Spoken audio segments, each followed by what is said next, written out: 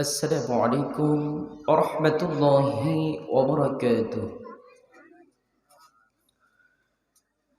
إن الحمد لله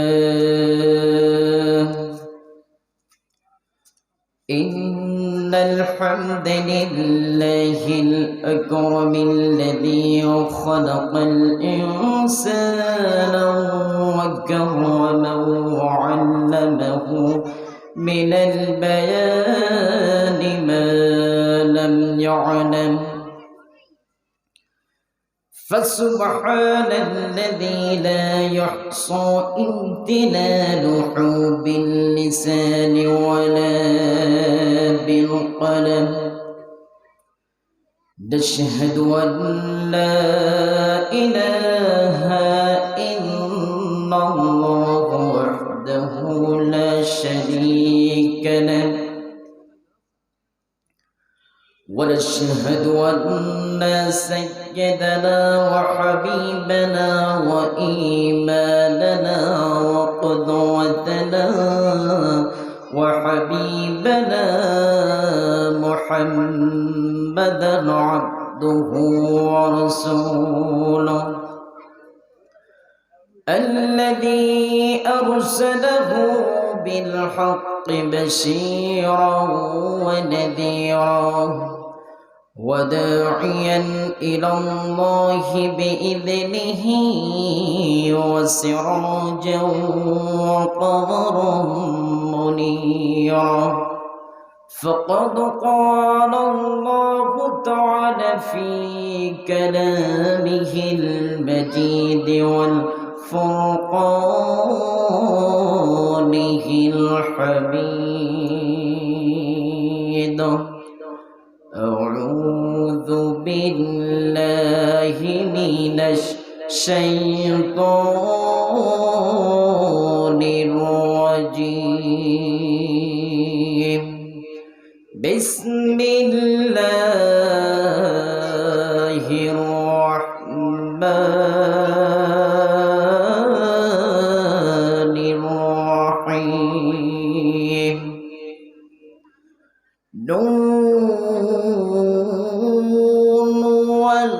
والقلم وما يسطرون.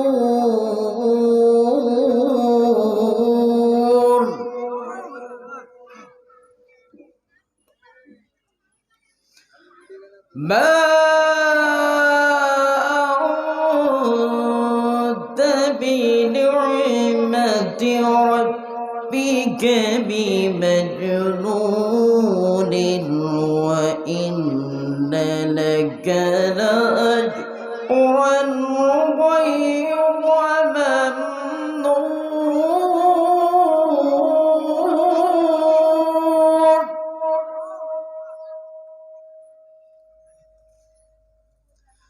وإنك لعلى خلق عظيم، فستبصرون ويبصرون.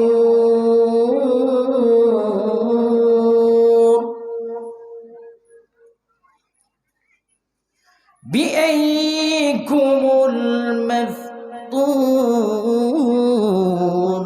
إن ربك هو أعلم بمن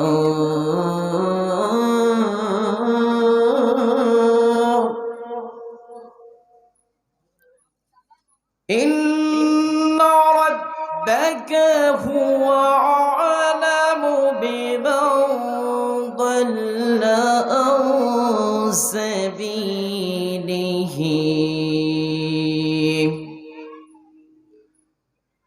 إن الله وملائكته يصلون على النبي يا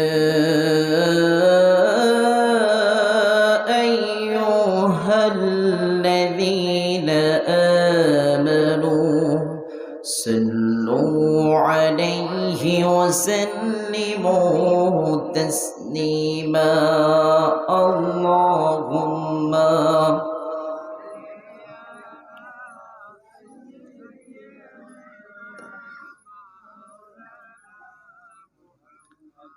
وعلى آل سيدنا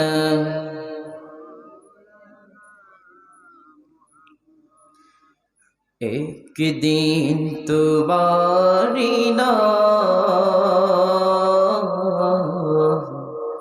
मस्जिद हमीला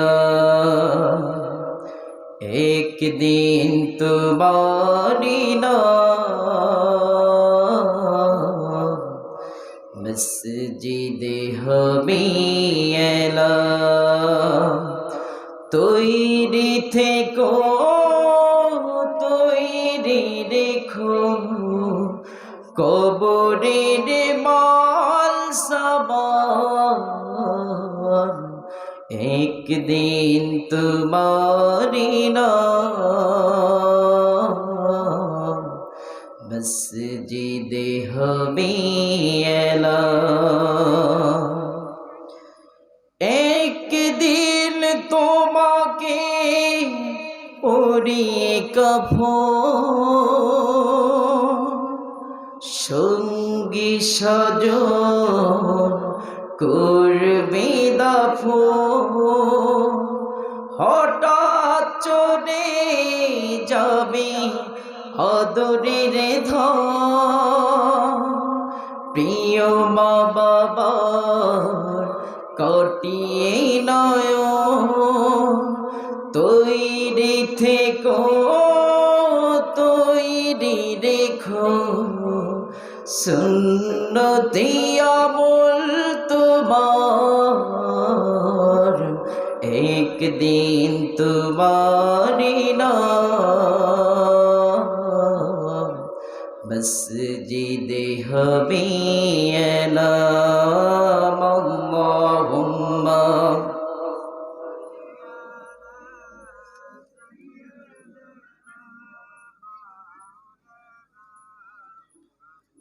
وعلى آل سيدنا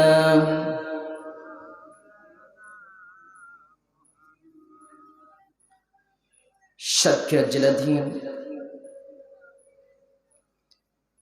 কালীগঞ্জ থানার ভাড়াছিন্দা ইউনিয়নের সুপরিচিতি গ্রাম সোনাটিকারি পশ্চিমপাড়া পাঞ্জেগানা কর্তৃক আয়োজিত 12 রবিউল আউয়াল উপলক্ষে পঞ্চম বার্ষিক ওয়াজ মাহফিল এই ওয়াজ মাহফিলের সম্মানিত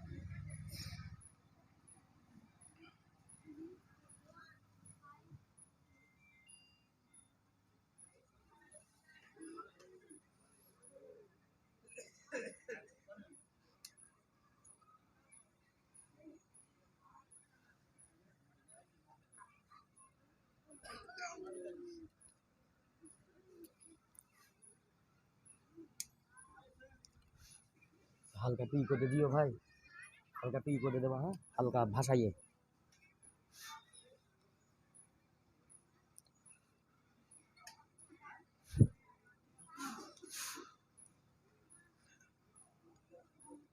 পঞ্চম বার্ষিক ওয়াজ মাহফিল সম্মানিত সভাপতি অত্র মসজিদের সুযোগ্য সভাপতি হাফেজ মাওলানা ওমর ফারুক সাহেব, আমার সামনে উপবিষ্ট একদল দিন ইসলামের নরসাদুল বীর মুজাহিদ, পদ্মার অন্তরালে মা ও বোনেরা সকলকে জানাই আমার অন্তরের স্থল থেকে সালাম। আসসালামু আলাইকুম ওয়া রাহমাতুল্লাহি ওয়া বারাকাতুহু। প্রশংসা জ্ঞাপন করি ওই আল্লাহ সুবহানাহু ওয়া তাআলার দরবারে, যেই আল্লাহ তাআলা আপনাকে আমাকে কোরআন শোনার জন্য, ইসলামকে বোঝার জন্য এমন একটি জান্নাতি বাগান আসার এবং বসার সুযোগ দিয়েছেন। প্রাণ উজাড় করে সমবেত আওয়াজে কণ্ঠকে ছেড়ে দিয়ে বলি আলহামদুলিল্লাহ। আর যদি বলি আলহামদুলিল্লাহ, দুরূদ পাঠ করি সেই মানবতার মুক্তির দূতের জন্য, যিনি হচ্ছেন আপনার আমার কাল কিয়ামতের কঠিন ময়দানে একান্ত ব্যারিস্টার, আকায়ে নামদার তাজদার মদিনা আহমদ মুস্তাফা মুহাম্মদ রাসূলুল্লাহ। সকলে বলি সাল্লাল্লাহু আলাইহি ওয়াসাল্লাম। আমরা এখানে এসেছি কোরআন শুনতে, কথা বলেন ঠিক কিনা? কোন বাম বাম নাস্তিক মুদ্দাতদের চোখ রাঙিয়ে আমাদের এই কোরআনের মঞ্চটাকে, কোরআনের মাহফিলকে বন্ধ করতে পারবে না, কথা বলেন ঠিক কিনা? এই জন্য আমরা কোরআন শুনতে এসেছি। কোরআনে আমার রাসূলের মান মর্যাদা কি, আমার ইসলামটাকে কি বলেছে, এই দিক নির্দেশনা আল্লাহ পাক সকলকে আমাকে বলার এবং সকলকে শোনার তৌফিক দেন। সকলে বলি আমিন। আল্লাহ রাব্বুল আলামিনকে যদি জিজ্ঞাসা করি, আল্লাহ রাব্বুল আলামিন এই পৃথিবীতে কোরআনুল কারীমের মঞ্চটাকে, কোরআনুল কারীমের জান্নাতটাকে যেমনি করে আমরা কোরআনুল কারীমের মাহফিলে এসে বসবো, এর জন্য কি কোনো লাভ আছে নাকি? আল্লাহ রাব্বুল আলামিন সুন্দর করে কোরআনুল কারীমের সূরাতুল আনফাল 2 নম্বর আয়াতে আল্লাহ রাব্বুল আলামিন সুন্দর করে জানিয়ে দিলেন, ইন্নামাল মুমিনুনা আল্লাযীনা ইযা যুকিরাল্লাহু ওয়াজিলাত قلوبهم وإذا تليت عليهم آياته زادتهم إيمانا وعلى ربهم يتوكلون।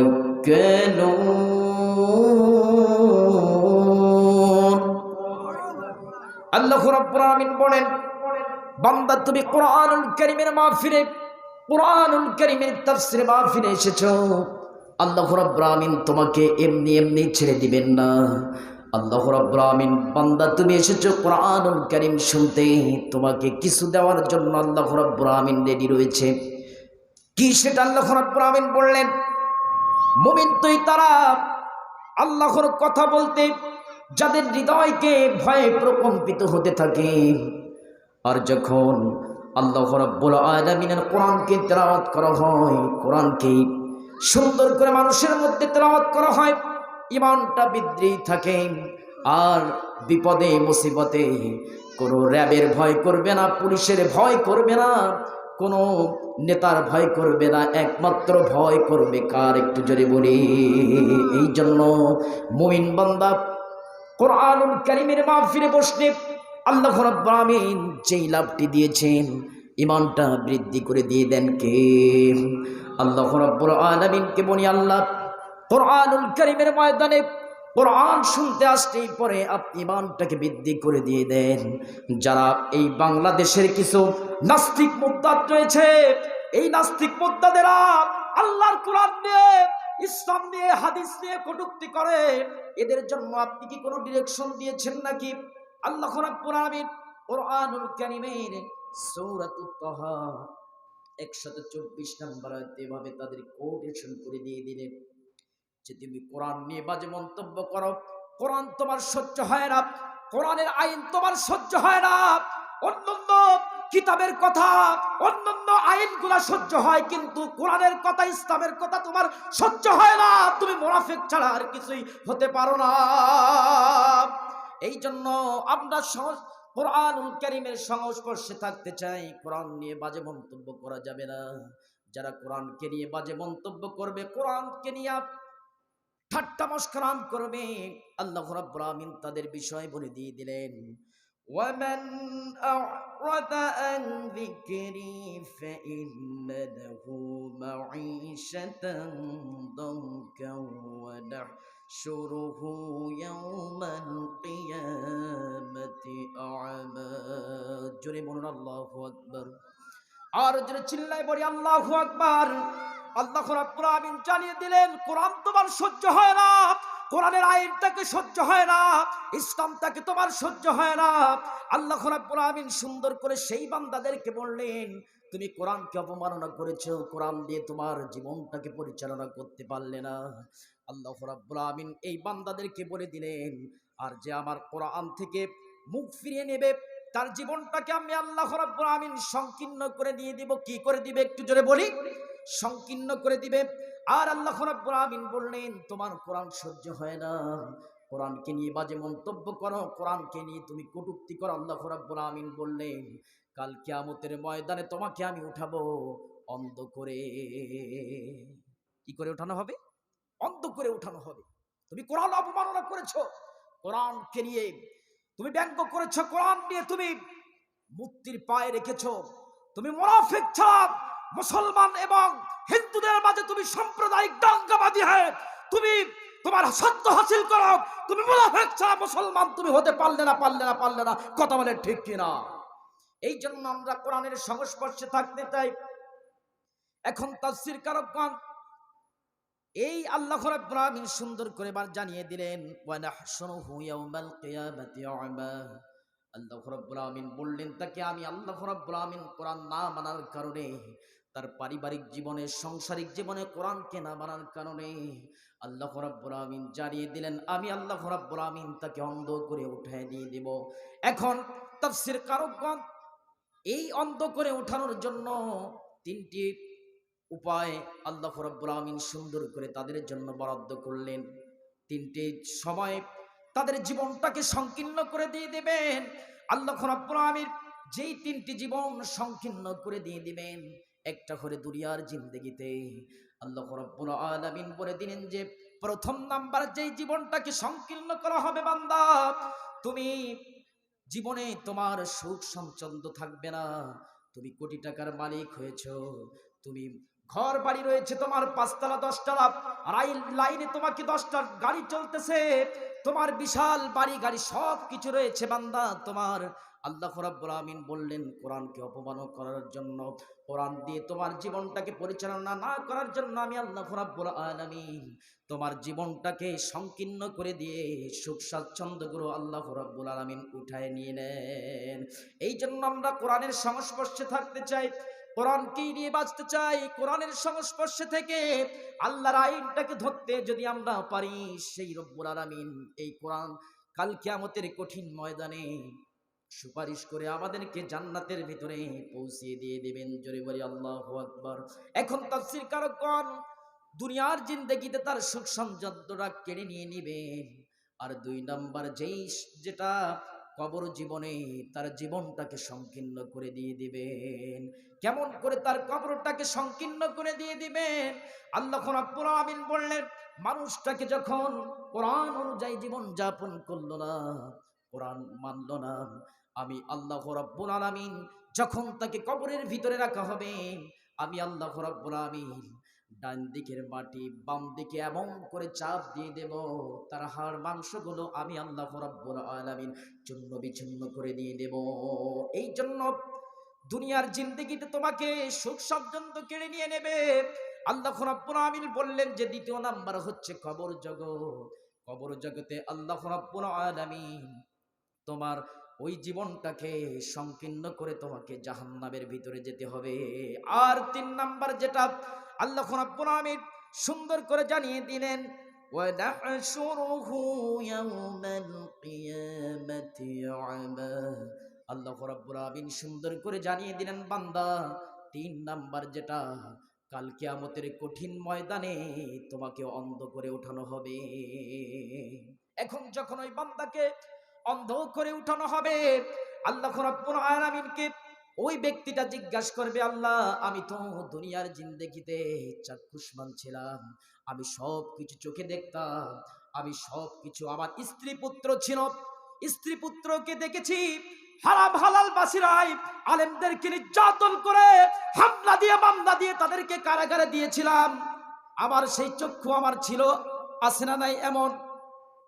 এখন এই চক্ষুষ্মান ছিলাম আল্লাহ, আমি চোখে দেখতাম, এরপরও আপনি আমাকে এই বিভীষিকাময় এই জাহান্নামের এই কঠিন দিনে আপনি আমাকে চক্ষুষ্মান হিসাবে রাখেন নাই, অন্ধ করে উঠালেন কেন?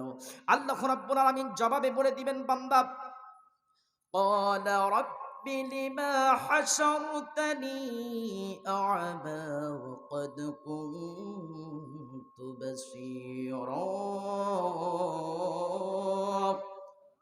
আর জোরে চিল্লায় বলি আল্লাহু আকবার। আল্লাহ রাব্বুল আলামিন বললেন, ও বান্দা, সে বলবে, হে আমার প্রতিপালক, কেন আমাকে অন্ধ করে উঠালেন? আমি তো দুনিয়ার জিন্দেগিতে চক্ষুষ্মান ছিলাম, চোখে দেখতাম। আল্লাহ রাব্বুল আলামিন জবাবে সুন্দর করে তার কথাকে জবাব দিয়ে বললেন, ও বান্দা, তুমি চক্ষুষ্মান ছিলে তাই কি? তুমি তো কোরআন, যখন তোমার সংবিধানে তোমার জীবনে যখন কোরআন এসেছে, কোরআনকে তুমি ফেলে দিয়েছো, কোরআনকে তোমার জীবনের ভিতরে রাখো নাই, কোরআনকে তুমি বরদাস্ত করেছো, কোরআনকে তুমি গালি দিয়েছো, ইসলাম ধর্মকে তুমি সংসার থেকে বাজেয়াপ্ত করে দিয়েছিলে। এরপরে তোমরা পায়তারি করেছিলে আলেমদের কিভাবে ধ্বংস করবে। এই জন্য আমার আল্লাহ রাব্বুল আলামিন সুন্দর করে জানিয়ে দিলেন, قال كذلك أتتك آياتنا فنسيتها وكذلك اليوم تنسى। আর জোরে চিল্লায় বলি আল্লাহু আকবার। আমার আল্লাহ রাব্বুল আলামিন সুন্দর করে তাদেরকে বলবেন, এই দুনিয়ার জিন্দেগিতে কোরআনকে দিয়েছিলাম, কোরআনকেই যখন আমি দিয়েছি বান্দা, তুমি কোরআনটাকে দেখো নাই, কোরআন দিয়ে তুমি জীবনটা পরিচালনা করে নাও, তোমার পারিবারিক জীবন, সাংসারিক জীবন, রাজনৈতিক জীবনটাকে তুমি গড়ো নাই, তোমার জীবনটাকে আমি আল্লাহ রাব্বুল আলামিন যেমন করে কোরআনের আইনটাকে তুমি অমান্য করে দিয়েছিলে, আমি আল্লাহ রাব্বুল আলামিন এই বিভীষিকাময় কিয়ামতের দিনে তোমাকে আমি ভুলে গেলাম, আমি তোমার প্রশ্রয় দিলাম না। এই জন্য কোরআনের সংস্পর্শে থাকতে হবে, আলেম ওলামার সংস্পর্শে থাকতে হবে। আলেম ওলামার সংস্পর্শে থাকতেই পারলে হেদায়েতের পথ দিয়ে দিবেন কে? আল্লাহ রাব্বুল আলামিন। এই জন্য যতই হামলা আসুক না কেন, যতই মামলা আসুক না কেন, যতই বিপদ মুসিবত আসুক না কেন, বান্দাকে ওয়া আলা রাব্বিহিম ইয়াতাওয়াক্কালুন, যতই বিপদ হামলা আসুক না কেন, ভয় দেখাক না কেন, গুলির ভয়, এরপরে পুলিশের ভয়, র্যাবের ভয়, যাই দেখাক না কেন, বান্দা একমাত্র ভরসা যদি করতে হয়, কারকে করতে হবে? একটু জোরে বলি, আল্লাহকে। এই জন্য আল্লাহর কোরআনটাকে, আল্লাহর কোরআনের সংস্পর্শে থাকতে হবে, কোরআন নিয়ে বাঁচতে হবে। আমি কোরআনুল কারীম থেকে সূরাতুল কলম 68 নম্বর সূরা, সূরাতুল কলম তেলাওয়াত করেছি।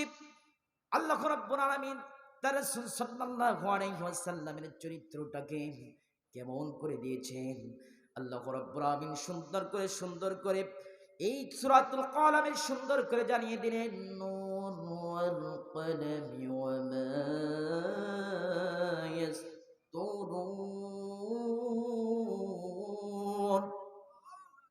আল্লাহ রাব্বুল আলামিন বললেন নুন, এরপরে আলিফ লাম মিম, আলিফ লাম রা। আল্লাহর কোরআনুল কারীমে সর্বপ্রথমে, সূরার সর্বপ্রথমে এইগুলো অক্ষর আছে না নাই? তাফসীরকারগণ বলেছেন আলিফ লাম রা, আলিফ লাম মিম, এরপরে নুন কফ, এগুলো হচ্ছে হরফে মুকাত্তা। আলামু বিমুরাদি, একমাত্র আল্লাহ তাআলা ভালো জানেন। এরপরে আল্লাহ রাব্বুল আলামিন বললেন ওয়াল কলামি ওয়া মা ইয়াসতুরুন।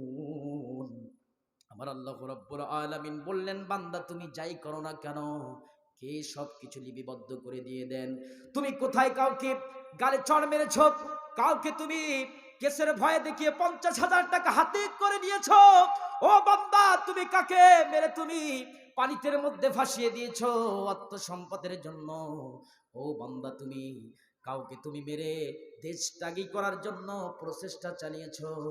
আবার আল্লাহ রাব্বুল আলামিন বলেন, ও বান্দা তুমি যাই করো না কেন, আমি আল্লাহ রাব্বুল আলামিন পাই টু পাই সব কিছুকে আমি আল্লাহ রাব্বুল আলামিন লিপিবদ্ধ করি। আল্লাহু আকবার। এরপরে আল্লাহ রাব্বুল আমিন বলেন, মা আনতা বিনি'মাতি রাব্বিকা বিমাজনুন। আবার আল্লাহ রাব্বুল আমিন সুন্দর করে জানিয়ে দিলেন, ও আমার প্রাণের রাসূল, তোমাকে যখন মক্কায় কোনো ঠাঁই হচ্ছিল না, তোমার উপর যখন নির্যাতনের স্টিমুলার চালু হয়ে গেল, তোমাকে যখন দেশ ত্যাগের জন্য হুমকি দেওয়া হলো, ও বান্দা তুমি শুনে রেখে দাও, তুমি তো আমার রাসূল, হে মুহাম্মদ, তোমাকে যতই গালিগালাজ করুক না কেন, যতই বিপদের বিরুদ্ধে ফেরুক না কেন, আমি আল্লাহ রাব্বুল আমিন তোমাকে পাগল বলেছে, আমি তো আল্লাহ রাব্বুল আমিন তোমাকে পাগল করে দেয় নাই। এই জন্য রাসূলের প্রতি প্রেম ভালোবাসা থাকবেই যাদের, আবার আল্লাহ রাব্বুল আলামিন আবার রাসূলের সাথে জান্নাতের ভিতরে প্রবেশ করাইয়া দেবেন তাদের। কথা বলেন ঠিক কিনা? যেমনি করে সাহাবায়ে কেরাম রিদওয়ানুল্লাহি তাআলা আজমাইন যেমনি করে জীবনটাকে বিনিয়ে আল্লাহর কোরআনকে ধরেছিল, রাসূলের জীবনটাকে ধরেছিল, রাসূলের আদর্শটাকে বাস্তবায়ন করেছিল, আমার রাসূল সাল্লাল্লাহু আলাইহি ওয়াসাল্লাম মক্কা বিজয়ের পূর্বে আল্লাহ রাসূল সাল্লাল্লাহু আলাইহি ওয়াসাল্লামকে নিতে মদিনা থেকে একদল সাহাবায়ে কেরাম আসলেন আবু তালেবের কাছে। আবু তালেবের কাছে যখন আসলেন, এর ভিতরে একজন লিডার ছিলেন, তার নাম হচ্ছে সাদ বিন রাবি রাদিয়াল্লাহু তাআলা আনহু। এই সাদ বিন রাবিয়াকে যখন মদিনা থেকে মক্কায় যখন আসলেন, আমার রাসূল সাল্লাল্লাহু আলাইহি ওয়াসাল্লামকে মক্কা থেকে মদিনায় নিয়ে যাবেন, এমত সময় যখন আবু তালেবের কাছে আসলেন, আসার পরে বললেন, আমরা রাসূল সাল্লাল্লাহু আলাইহি ওয়াসাল্লামকে মক্কা থেকে মদিনায় নিয়ে যেতে এসেছি। আমার রাসূল সাল্লাল্লাহু আলাইহি ওয়াসাল্লাম তিনি বললেন, আমি তো একা যেতে পারবো না, আমার চাচা আবু তালেব যদি পারমিশন দিয়ে দেন, আমার চাচা আবু তালেব যদি আমাকে যেতে বলেন, তাহলে আমি রাসূল সাল্লাল্লাহু আলাইহি ওয়াসাল্লাম ও সাদ বিন রাবি অবশ্যই তোমাদের সাথে যাব, ইতস্তত করব না। এরপরে আবু তালেব আসলেন, আসার পরে অনুমতি চাওয়া হলো, ও আবু তালিব, রাসূল সাল্লাল্লাহু আলাইহি ওয়াসাল্লামের চাচা, আমরা তো রাসূল সাল্লাল্লাহু আলাইহি ওয়াসাল্লামকে মক্কা থেকে মদিনায় নিয়ে যেতে এসেছি, আপনার রায়টা কি? আবু তালেব বললেন, আমার মুহাম্মদ, আমার ভাতিজা, তাকে তো আমি বুকে আগলে রেখেছিলাম, যতই বিপদ আসুক না কেন, মুসিবত আসুক না কেন, আমি চাচা আবু তালেব সামনে গিয়ে আমার বুকটাকে ফেটে দিয়েছিলাম, কিন্তু আমার রাসূল সাল্লাল্লাহু আলাইহি ওয়াসাল্লামের একটা নখের আঁচড় পর্যন্ত আমি দিতে দেই না। সুবহানাল্লাহ বলি। আমার রাসূল সাল্লাল্লাহু আলাইহি ওয়াসাল্লামকে যখন নিতে আসলেন, এই কথা বললেন, তখন সাদ বিন রাবিয়া তিনি উঠে দাঁড়ালেন, দাঁড়ানোর পরে বললেন, ইয়া রাসূলুল্লাহ, ইয়া হাবিবাল্লাহ, হে আমার চাচা, আমি মুহাম্মদকে নিয়ে যেতে এসেছি, তিনি তো আমাদের কলিজার টুকরা নবী, তাকে তো আমরা নিয়ে যাব। রাসূলুল্লাহ, ইয়া হাবিবাল্লাহ, ও চাচা আপনি অনুমতি দিয়ে দেন। আমি সাদ বিন রাবি বলছি, আমার গায়ে রক্ত থাকতে, রক্তপিণ্ডি থাকতে পর্যন্ত আমি সাদ বিন রাবি দিনের জন্য, ইসলামের জন্য জীবনটাই দিতে পারি, কিন্তু আমার রাসূল সাল্লাল্লাহু আলাইহি ওয়াসাল্লামের গায়ে এক ফোঁটা রক্ত ঝরতে দেব না। এই কথা যখন বললেন, বলার পরে আমার রাসূল সাল্লাল্লাহু আলাইহি ওয়াসাল্লাম, এই কথা শোনার পরে আমার রাসূল সাল্লাল্লাহু আলাইহি ওয়াসাল্লামের চোখ দিয়ে টপ টপ করে পানি যখন বাহির হওয়া শুরু করে দিয়ে দিলেন, দেওয়ার পরে সাদ বিন রাবি তিনি দেখলেন আমার রাসূল সাল্লাল্লাহু আলাইহি ওয়াসাল্লামের চোখ দিয়ে টপ টপ করে পানি পড়ছে। আমার রাসূল সাল্লাল্লাহু আলাইহি ওয়াসাল্লামকে দেখে আবু তালেব বললেন, ও সাদ বিন রাবি, এই যদি হয় তোমার প্রেম ভালোবাসা মহব্বত, তাহলে তুমি কাল বিলম্ব না করে আমার ভাতিজা মুহাম্মদকে মক্কা থেকে মদিনায় নিয়ে যাওয়ার জন্য অনুমতি দিয়ে দিলাম। নবীর রওজা শরীফ দেখে মন ভরে না, নবীর রওজা শরীফ দেখে মন ভরে না, দিদার দাও গো শাহি মদিনা দিদার দাও গো শাহি মদিনা পৃথিবীর কত খুন আমি কত গিয়েছি কম বেশি যুদ্ধ করেছি নবীর মদিনায় গেলে তার দুঃখ থাকে না নবীর মদিনায় গেলে তার দুঃখ থাকে না দিদার দাও গো শাহি মদিনা জোরে বলুন আল্লাহু আকবার আর জোরে চিল্লায় বলি আল্লাহু আকবার আমার রাসূল সাল্লাল্লাহু আলাইহি ওয়াসাল্লামকে যখন নিয়ে গেলেন উহুদের যুদ্ধ শুরু হয়ে গেল যাওয়ার পরে আমার রাসূল সাল্লাল্লাহু আলাইহি ওয়াসাল্লামকে অনেক সাহাবী দুনিয়া থেকে বিদায় নিয়ে নিলেন আমার রাসূল সাল্লাল্লাহু আলাইহি ওয়াসাল্লামকে উহুদের প্রান্ত থেকে সকল সাহাবায়ে کرام রাসূল সাল্লাল্লাহু আলাইহি ওয়াসাল্লামকে গার্ড দিয়ে যখন নিয়ে যাওয়া হলো আমার রাসূল সাল্লাল্লাহু আলাইহি ওয়াসাল্লামকে টার্গেট করে কাফের বিদুইনরা যখন তিনি নিক্ষেপ করা শুরু করে দিয়ে দিলেন আবার রাসূল সাল্লাল্লাহু আলাইহি ওয়াসাল্লামের গায়ে একটা তীর তো লাগলো না সকল সাহাবী সকলের গায়ে যখন লাগলে শুধুমাত্র আবু তালহা ওই আবু তালহা ইসলামের জন্য দ্বীনের জন্য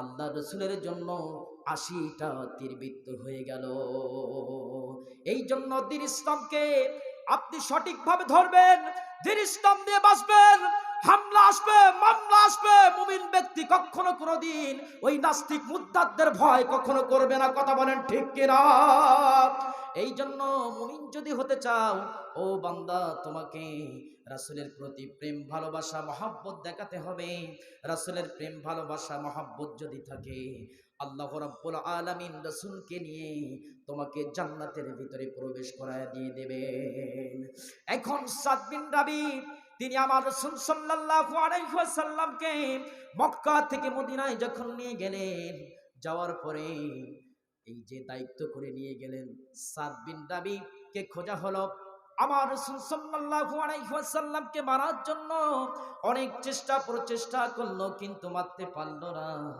আমার রাসূল সাল্লাল্লাহু আলাইহি ওয়াসাল্লাম বেঁচে গেলেন অনেক সাহাবী মৃত্যুবরণ করলো আমার রাসূল ডাক দিয়ে বললেন আমার কলিজার টুকরা সাহাবী সাদ বিন রাবিকে তো আমি দেখতে পাচ্ছি না ও সাহাবায়ে کرام একটু খোঁজো প্রথম লাইনে দেখা গেল অনেক সাহাবী দুনিয়া থেকে মৃত্যুবরণ করলো ওই মৃত্যুর লাশের দিকে খুঁজতে খুঁজতে আরম্ভ করলো সাদ বিন রাবিকে যখন সাদ বিন রাবিকে খুঁজতে আরম্ভ করলেন আমার রাসূল সাল্লাল্লাহু আলাইহি ওয়াসাল্লাম যখন পাইলেন না আমার রাসূলের মনটা খারাপ হয়ে গেল এরপরে দেখতে দেখতে একজন সাহাবী মরুভূমির প্রান্তরে যখন চলে গেলেন যাওয়ার পরে দেখলেন একজন হাত উঁচু করেছেন সুবহানাল্লাহ বলি হাত উঁচু করলেন করার পরে দেখা গেল যে একজন সাহাবী তিনি মাটিতে পড়ে হাতটা উঁচু করে রয়েছে ওই সাহাবীর কাছে যাওয়া হলো ওই সাহাবীকে যখন উপর করে